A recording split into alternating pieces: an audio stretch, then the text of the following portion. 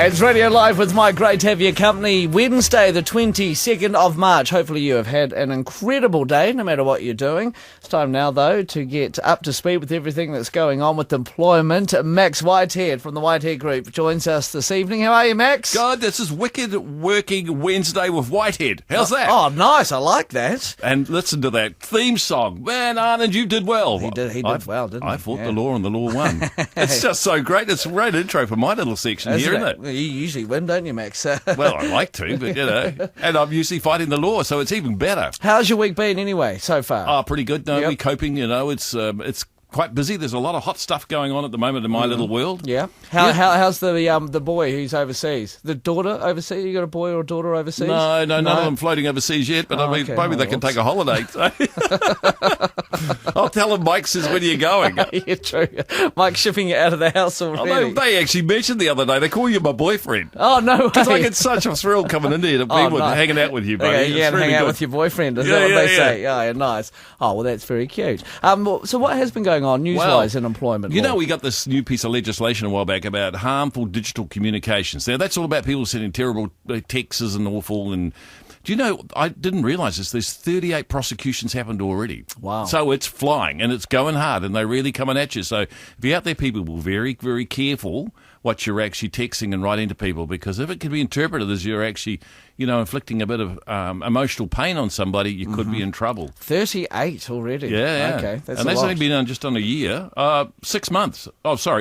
6 months jail is what you could get. $5,000 to $20,000 for company. So, you know, it's there. And what's an example? Is it like, say, a boss sends you a nasty email, or you text somebody? The worst would be encouraging someone to commit suicide. I think that would be the worst. Right, okay. Yeah, that sort of stuff, or even derogatory, terrible comments, putting somebody down. Okay. Could be one, yeah. Okay, nice. And the boss doing the same, and it may be publicising it, so I think that would get into that area as well.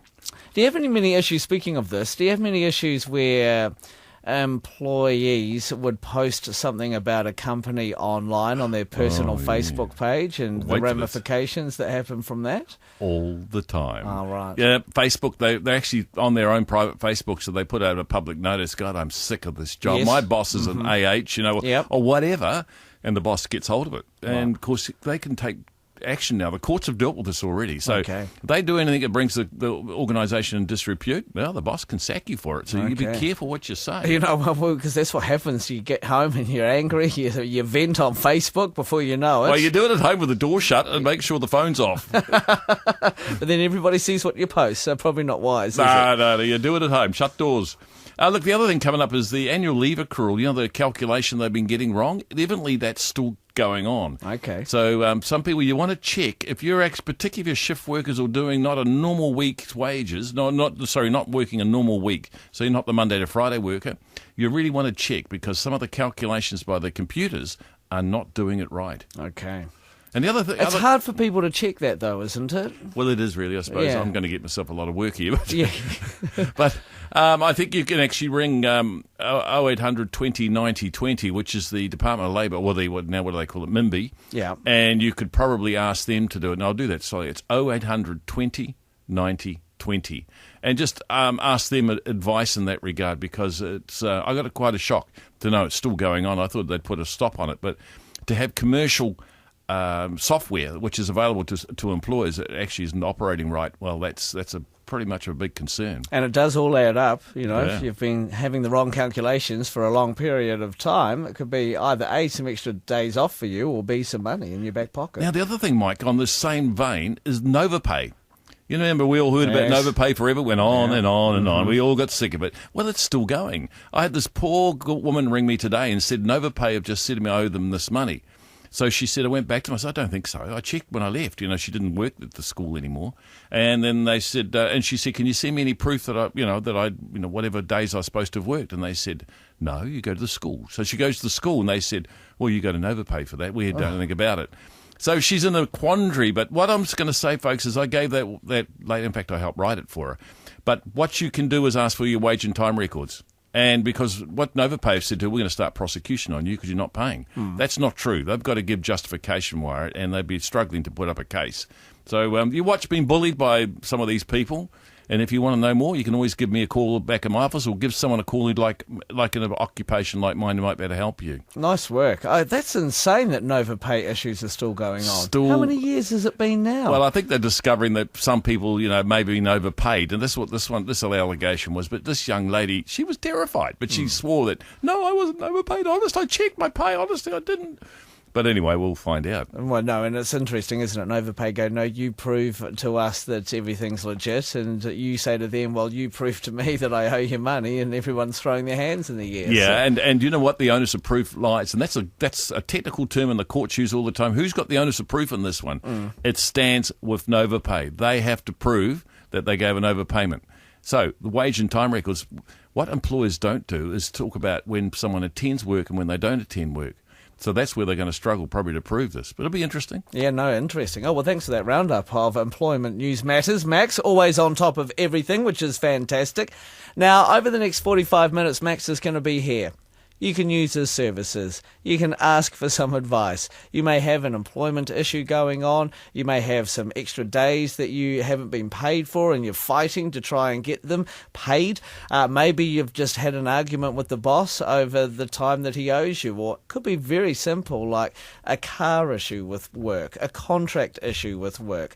0800 844 747 0800. This is live. That is our number. It's always very popular on a Wednesday night. Yeah. So Use me and abuse me, guys. Come on in, right, because I'm here and it's free. That's right. There's no charges. And if you ring tomorrow, great. there's no charges either. So you can ring me at home, but ring tonight because we want to hear from you. I get a lot of callers, and even a couple today said, can you ring on the night?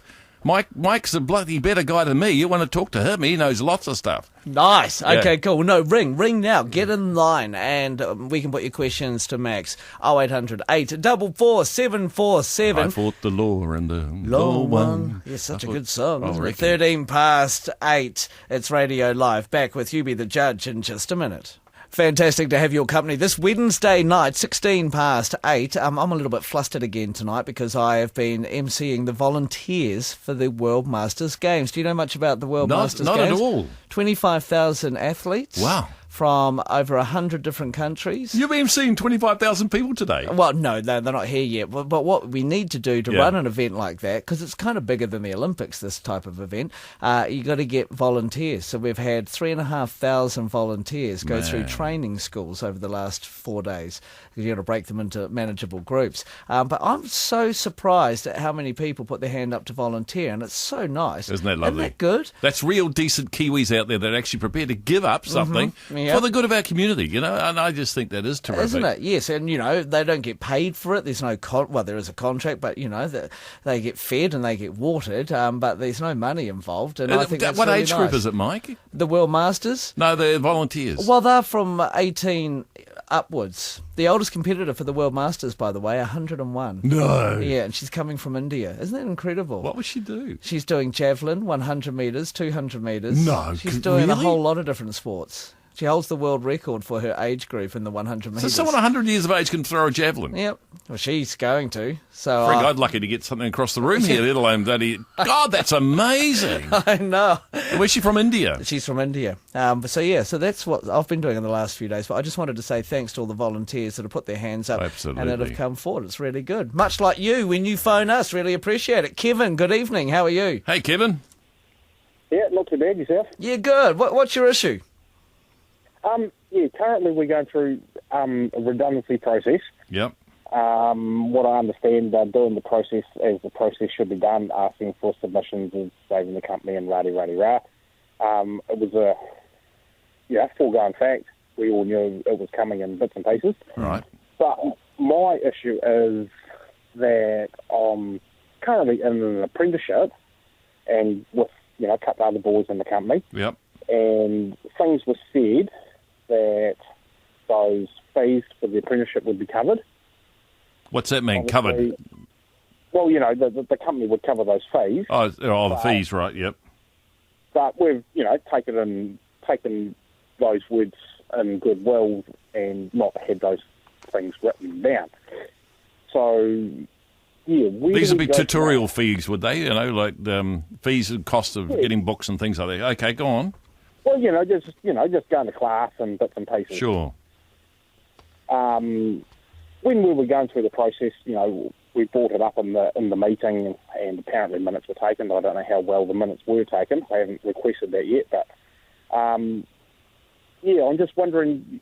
It's all hearsay and taking on goodwill and stuff, but What is the issue? What's your problem, Kevin? Is it worrying that they're not going to pay the fees, or? Oh, basically, yeah. Or are you going to lose your job? You think you possibly could lose your job out of this, be made redundant?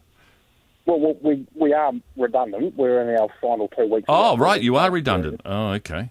Yeah.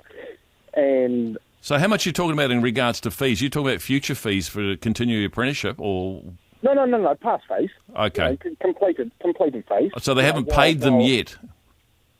No, well, 12 months ago, you send in invoices and stuff and they ignore it. And I gotcha. Nothing. Is there anything in writing, Kevin, in your contract for it? No, that's the problem. Right. Have you got witnesses? When we had our first redundancy proposal meeting, going through the process, yep.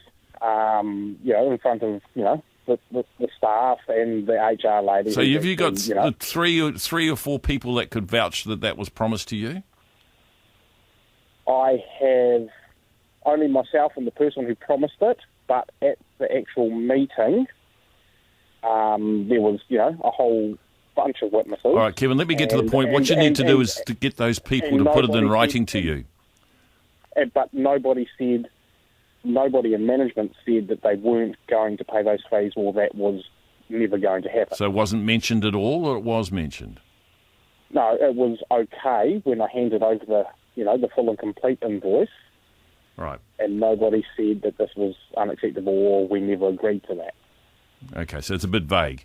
It is a bit vague. Yeah, you're going to struggle if they deny it. I mean, if they agree to it. So what I'd do if I was you, I'd be emailing them or writing to them and saying a direct question. Put it in writing, though. Don't mess around by talking, because they'll just, No. So put it in writing, Kevin, and put it in writing and ask them to direct question. Tell them you would like to know within the next week, because you need to make plans. Well, what I said give them a deadline. What I said that this needs to be paid full and complete, or I need to verify it by the end of my employment, as we now have a end date to our employment, and got no response. So I contacted the HR lady today, and she's obviously just working for the company, not interested in the people, and says, well, you just need to talk to management. Righto. Well, then you've put it in writing, you've got it in place, buddy. Even after you lose your job, you can pursue it, even now if you wanted to. Yeah. All right. So if you wanted to take an action on it, you can. Kevin, listen for a minute. If you want to take an action, you can, and you can lodge an application into the court. But what you should do is give your employer one more chance. You got 48 hours or two, the end of the week to pay it. Otherwise, I'm going to be forced into taking legal action. Put that in writing. Don't just verbalise it, and send it to them. But you got to mean it. You really got to start taking action. Oh, yeah. No, it'll definitely. And it's not concrete for you, bud, because I can tell you it's difficult when there's no witnesses, and you're going to struggle if it's one person's word against another. I don't say it's lost cause, but you've got to rely on their honesty here. They may come to the party. Yeah, because there's another boy in the company who's going through the same thing, and he's been playing with HR and bits and pieces, for quite some time. So, well, you tell him you've had the facts from Max, and you've told him. So that's right. You go. Hey, Kevin, tell him that, and also, can you give us a call back next week and we'll see where you're at? Is that all right? Yeah, well, I'm gonna bolt a week early, so my last day will be next week. Yeah, so, but no, next Wednesday, what are you going to be doing? You got to ring us and tell us what's happened. Ring us and tell us what happened after you send that email, and tell them that you need to make some plans. You've got 48 hours or the end of the week to sort this out, and then we can help you with the next step. 0800 844 747. You're still there? Yeah, I'm still here. Okay, bud. Yeah. All right, we'll wait to hear from you next week and see how you get on. Okay, thank you, Kevin. It's Radio Live, 23 past 8. They say, he says, they say, they all said. It's tricky, tough, Mike. Isn't It it is tricky, and then then you're in the hands of a decision maker who looks at either side and goes, "Now, who am I going to believe?" And I swear they go out of the room and flip a coin and come back and said, "Sorry, I don't believe him over the there." guy's apprenticeship, though. Just fork out the money. Don't be so It won't be a trivial. lot, will it? There no, you go. It won't be so trivial. Give it to the mic. I like his attitude. It's 23 past 8, Radio Live. Let's go to Phil. Good evening, Phil. Hey, Phil. Yeah, good evening. Who am I talking to, Max or Mike? Max you and got Mike. You got both of them. I like eavesdropping in on the conversation here, Phil, but Max is the man with the facts, so you fire your question at him. Double M. Okay. Oh, it's good to talk to you anyway. Listen, I was just trying to work out. I work for Silver Fern Farms down in Finnegan in Balclutha. I live in Dunedin. I live in Port Chalmers, and I was just trying to get someone else's view on what's actually happening with the way the company operates. They put on workers' buses that leave Dunedin to go to Finnegan. The bus I get on leaves at 5:10 in the morning. Yep. And gets back at half 5 in the afternoon. When I first started at Finnegan, I've been there for 5 years. The bus cost $30 A week? 5 years, yeah, a week. Yep. I know it's a trifling thing, but we're talking about hundreds of workers that are actually on the buses Right. going down to Finnegan, and now the bus has gone up to $55 a week. And I'm just wondering, where do we stand as workers when you're on a bus at 5:10 in the morning? You've got to get to that bus in Dunedin. What are the ethical and moral and legal justification for them charging workers to get to work, and yet, as far as I know, you're not allowed to claim that the money back as a tax deductible thing, whereas the company can? Well, the tax thing I really will struggle with. You need to get tax advice of someone who knows. But sounds to me you might have a chance on that. But look, you talk to an accountant or someone who could advise you on that. Now, the first thing to look at, the ethical way to go about it. I mean, Mike's hit the nail on the head before of another caller. But in terms of that, you really have to look at the law first, because that's what's going to affect. That's primary objective right now, and that'll override anything ethical, unfortunately. But what the legal matter is the first thing to turn to is your employment agreement.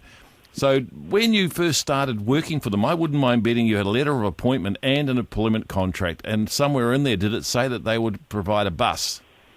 Can you recall? It's probably going way back a while. No, I can't. I can recall that they said there is transport from Dunedin, and as I say, it was $30. Yeah. And so as the bus leaves from the bus depot and it travels around, picks everyone else up. But we're talking 3 bus loads. Yeah. There's 100 and something people. No, I got that. But there. could you think you could ask your colleagues, if anyone who's got, some people are really good at keeping records, and if they could dig it up, then you've got grounds to say that was my contractual right, and you had no rights to vary it if I've got it in writing anywhere. Oh, right. Now, the other thing is, of course, are they duty bound to provide a bus? I would think not, unless it's in the contract. And look, I recall back many years ago where a lot of employers did provide transport because the workplace was in remote locations, and quite often slaughterhouses and things like that were. And some of the bigger businesses used to provide buses and transport, and they've bought them out since, because I've been part of that process in the 90s.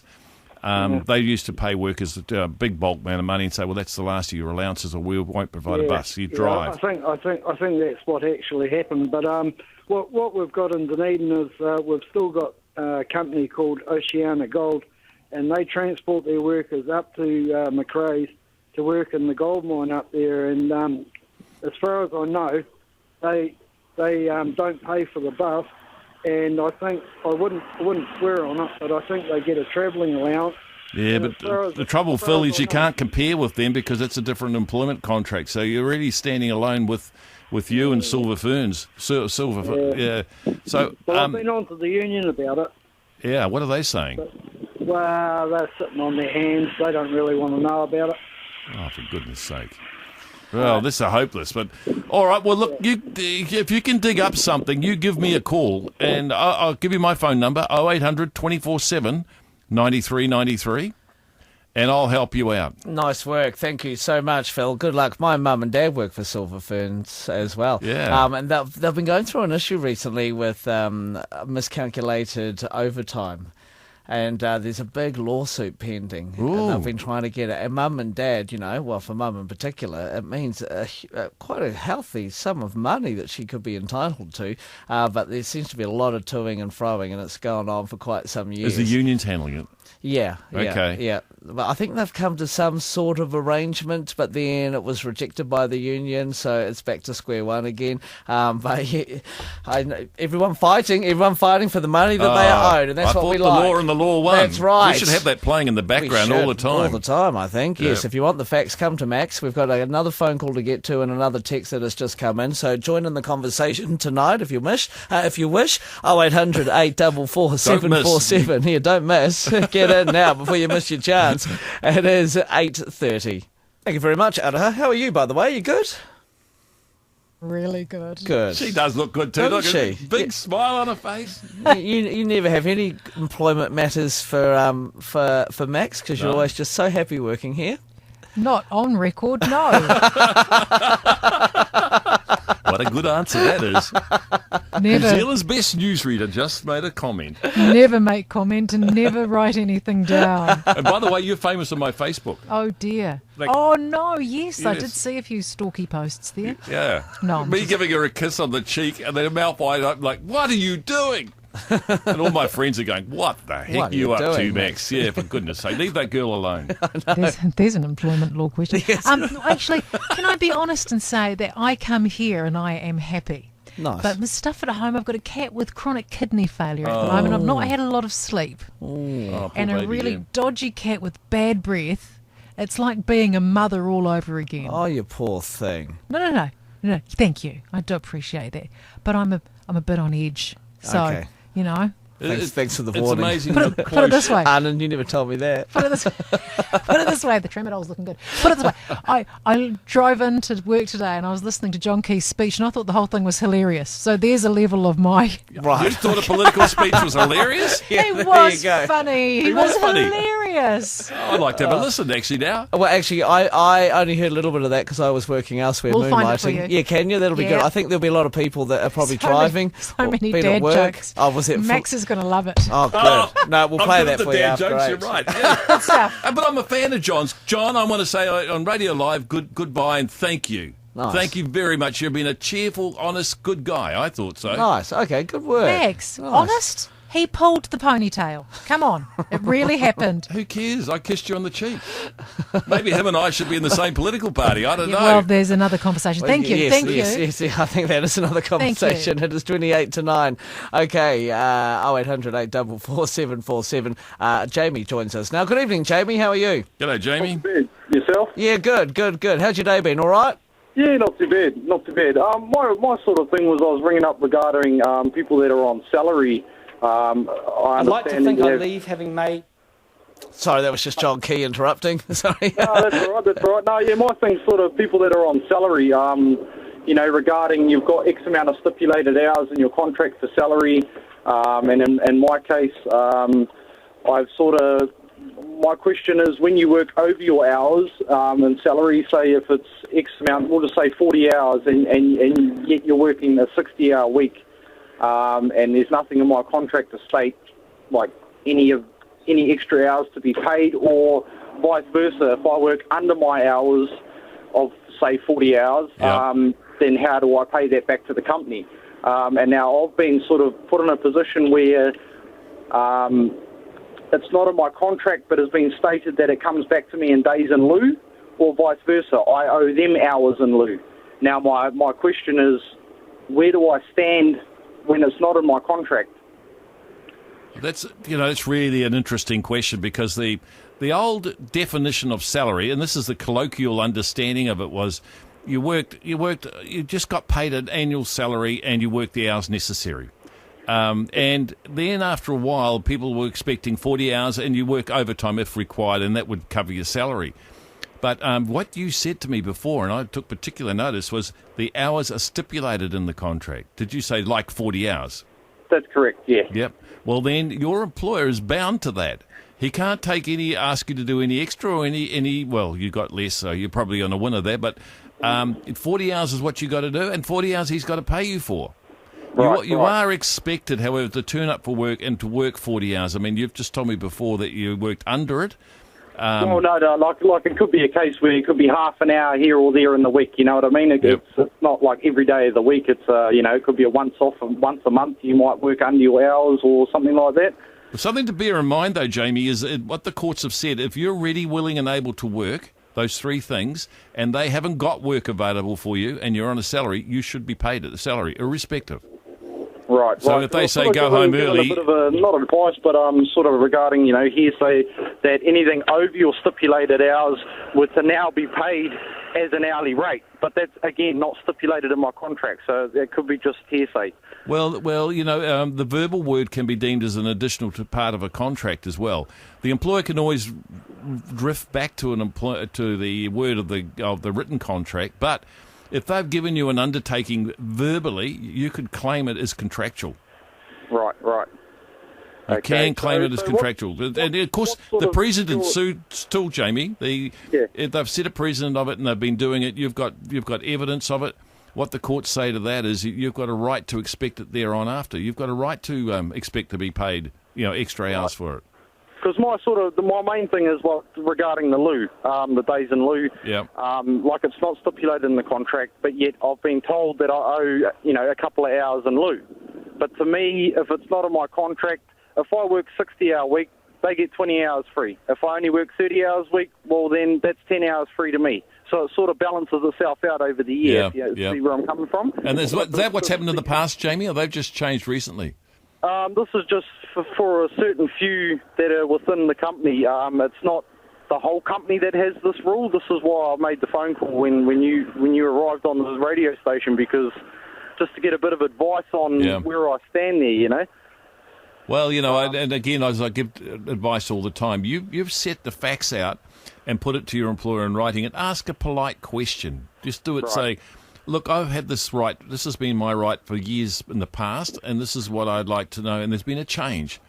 Right. You might even put it tactfully in saying, I legally, do I have to follow this new range, or is it a variation of my employment agreement? Okay. Just put it tactfully. To be done in email or something in writing, like you're saying? Yeah, just something in writing where you've got a record of that, because if you do it verbally, they're going to forget you. They're going to and tell you anything you like, and no one's got a record of it. Dead right.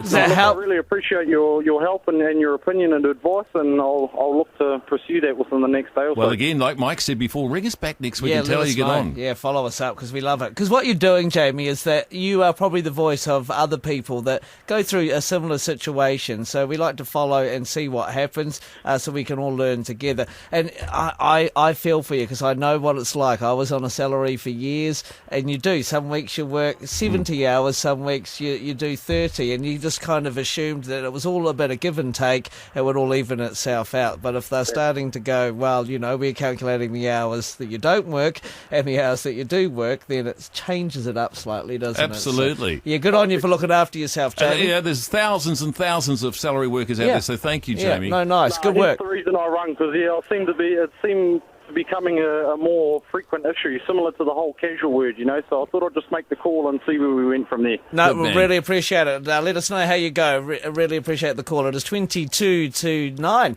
It's Radio Live with Mike. Okay, here's a text for you, Max. Righto. You ready? Throw it at me. Hi, Max. My employer recently told me after 5 years employment that I have to produce photo ID or I will lose my job. This is a pain, because having never left the country since birth, I don't have a passport, and I don't drive, so I've never had a driver's license. As I'm over 50, I found it insulting that I have to prove that I am a New Zealander. What are the legalities of this? And that is from Jay. Thanks, Jay, for your text. Gee. Wow. There's a couple of things there. Now, look, you've been there for 5 years. You think your boss would remember what you look like and wouldn't want a photo, but for goodness sake. No, I've been a bit smart, Jay. The employers today, the onus on them is very, very heavy to ensure that people are legally entitled to work in the country. It's probably a ridiculous question for you, but I would say your colleagues are probably going through it. It's not you that they're aiming at, but they're probably trying to do it across the board. I'm guessing here. I could be completely wrong, but I think that they do have not only a right to ask you for that, but they have an obligation in law to insist on certain new employees coming in, might have a foreign accent or something, to ensure they've got the permit to work in New Zealand. And if they don't ask those things, they can in fact go through, up to I think it's up to 100,000 or something, Wow. enormous amount of money. So they are doing what they've got to do. But for yourself, what's the legality of it? You got to probably what you need to do is get a photograph, take it to a JP, and just get them to sign off because that looks like you, and that's all you really need to do, I think. If that's all they want to do. If you got a driver's license, did you say you didn't have one? No, never driven, so don't have a driver's license. Never left the country since birth as well. Wow, that's an unusual Well, situation. it wouldn't be the only one, but yeah, isn't it? That's an unusual one. Yep. So go and do it and just get on with it. And, forgive them for it, but they probably trying to just treat everyone the same and not discriminating on somebody because they got an accent. So you're probably just trying to balance the books for them. Go with the flow. The fact that they've never had a passport kind of proves that they are a New Zealander, really. Just a tad. You'd need one to move around the world, wouldn't you? Can you understand the frustration, Mike, can't you? Oh, yeah, I've been here 5 years. He wants to know what it looked like. It's like, come on. But yeah, there you go. So a JP, a photo from a JP. But that's time and effort as well, isn't it? But at least you don't have to apply for a driver's license or a passport. You get a birth certificate and a photo together, maybe that's it. Because the JP might insist on you doing that, by the way. Yeah, they'll want to know some evidence that you exist. That's me, hello. Can you just show them your Facebook profile or something? That's concrete. It's Radio Live. I'm pleased you're here, Max, for the facts, and don't listen to me. It's to Radio Mike. Live. It's 19 to 9, 0800 844 747 if you've got any more questions. You can also text if you want, use the keyword live and send those to 3920. I haven't got round to You Be the Judge, so if we've got some time, we'll crack into that in just a minute. It's Radio Live. It's Radio Live with Mike's and Max, who is here, your employment specialist from Eminem, that's right, from the Whitehead Group. He's got a free phone number if you're a bit shy tonight and you want to phone him tomorrow, 0800 24/7, because he's always available 24/7. You see what he's done there, 9393. Yep, and don't ring me at 3 in the morning. But I mean, if you want to, what's your number, Mike? I see what you're doing there. Yeah, and you're going to sing this. I'm not going to bring it up again. That's 4 times I've asked you to sing it now. No, so every time you come in, I think, oh no. Get brave. I will one day, when the timing's right, Max. Don't want to peak too early. It's quarter to 9 rather. Somebody on Twitter has asked a question. Oh, I think they're being cheeky. How do normal people get employed? Normal people. Yeah. Wow. That's a bit of a throw at a boss, isn't it? Yeah, isn't it? Yeah. No, I think they're just all the trying to have a abnormal. laugh. Yeah, right. Yeah, they're just having a laugh. I think it's a good one.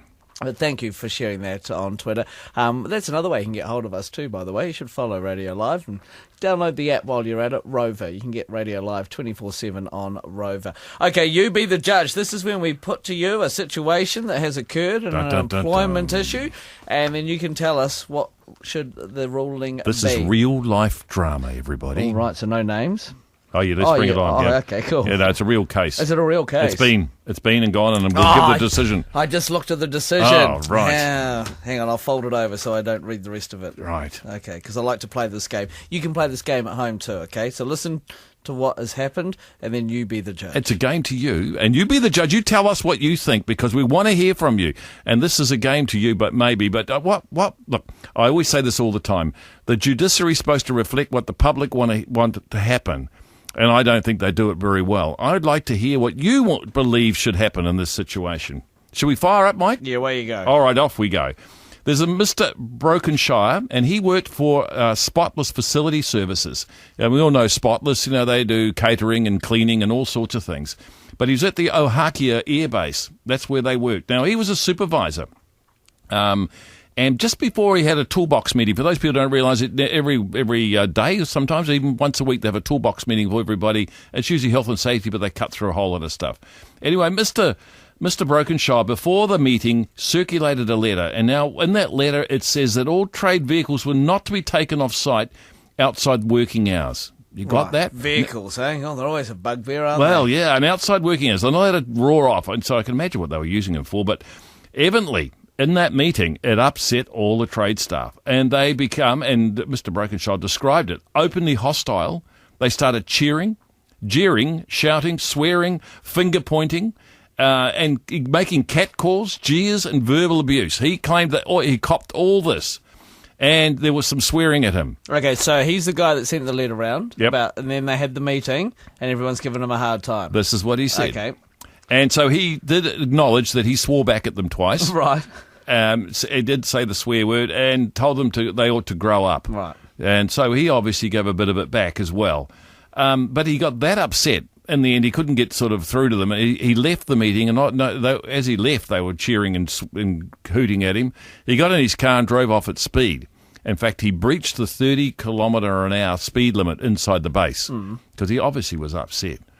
Now, the facility manager, that's his big-time manager, got hold of this because he got 8 complaints from those trade staff there saying that Mr. Brokenshaw was unprofessional in the meeting. And so these 8 complaints, he took it and had a meeting with Mr. Brokenshaw. Right. And at the end of that meeting, what did he do? He dismissed him somewhere else. And he'd been there a while. I mean, he wasn't a new boy on the block. So he got sacked outright. And the reasons for sacking, one was speeding, and the other one was for using inappropriate, harsh language, like swearing. So, folks, this Mr. Brokenshaw thought that was a very unreasonable outcome for the rest of his working career, and he's gone back and taken it to the Employment Authority. Did he deserve to be fired? Now, it's his story that they cheered him, but they reckon he swore at them. So it's their word against the other. Well, 8 complaints from the tradies that were there, the trade staff that were there at that meeting. 8 complaints doesn't bode well for Mr. Brokenshire because it clearly shows, if I was the judge, Yes. clearly shows that he was a little out of control at that meeting. That perhaps his professional conduct under the circumstances was a bit unprofessional. That's what I think. Speeding away, obviously in a vehicle. Yes. Was the vehicle a company vehicle, do you know? Or was it just a I'd vehicle? assume it would be a company vehicle. I don't know. I see. But then he's just sent everybody an email telling them about they can't use their vehicles outside of work hours. But this was within work hours. Let's okay, argue this okay, one, Mike. okay. You could be wrong here. Mike's wrong, everybody. But anyway, he was openly hostile. There was jeering, shouting, swearing, finger pointing at him. I mean, he's the boss. Yes. I'm sure, Mike, when your boss walks in, you would get a chair out for them and make sure they're comfortable. Oh, and all the time. Ask, can I get you a coffee? Bosses around here, I'm always trying to butter up to them. Well, that's why you're at the top of the game, you see. Mr. Brokenshaw's okay. at the bottom of his game. He's unemployed. Okay, right, okay, so yes, so you're right. I There's forgot no that. respect. There's no respect there. Don't you He's in start a agreeing hostile with me now. environment. Yes, no, yes.